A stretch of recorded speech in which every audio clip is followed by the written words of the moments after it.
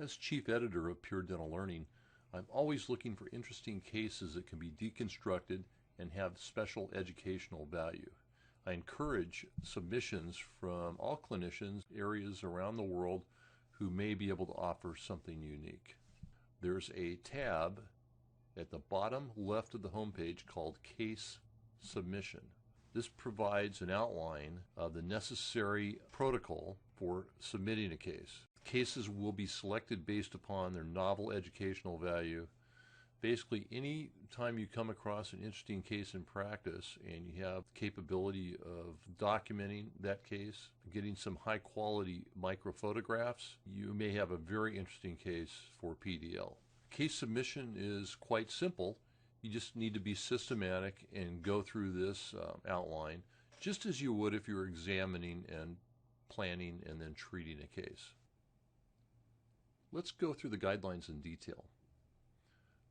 The required format is in English, and you should refer to yourself, the author, as the third party.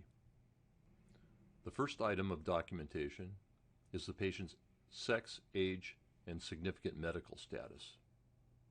The second item of interest is the chief complaint stated by the patient in their own words in a short, simple phrase. The third item of interest is the dental history. This should be a brief, relevant dental history of the findings that relate to the chief complaint or the dental disease presentation. The fourth item of interest are the significant findings. These include all general oral exam observations, the clinical and vitality tests of importance, the periodontal probing depths, and observations of any cracks, sinus tracts, or signs of inflammation. The next item include the pulp and the periradicular or periapical diagnosis. The next item of interest is the treatment prognosis.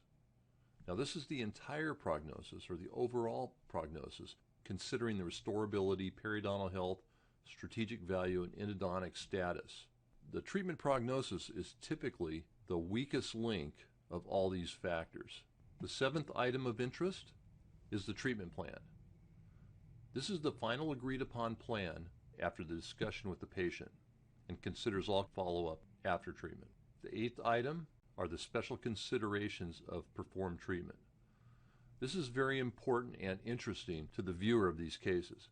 It highlights the treatment process in detail, including decision points and required changes. In this section, detail your rationale and opinion for the treatment and give as much detail and depth as possible. The ninth documentation item consists of the recall finding. If available, detail the recall findings and as much long-term evidence that you can provide. This includes photomicrographs, cone beam CT scans, captures and video, and any radiographs. The 10th documentation item are the key learning points. Highlight the unique educational value learning points in the form of simple bullet points that can be utilized by our search engine.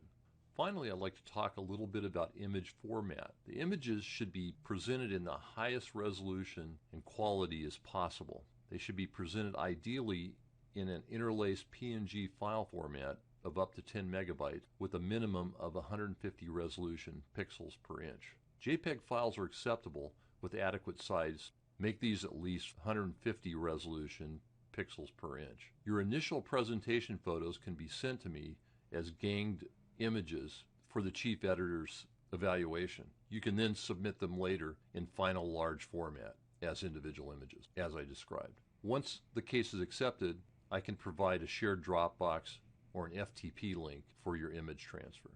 All submissions should be sent to me at my email address, terry@pannkuk.com, with the subject heading PDL Case Submission. Again, I encourage all subscribers of PDL to consider submitting cases. We are looking for the highest quality content as possible, and cases that are accepted may be rewarded with a free subscription or even an honorarium fee if they are of extraordinary quality.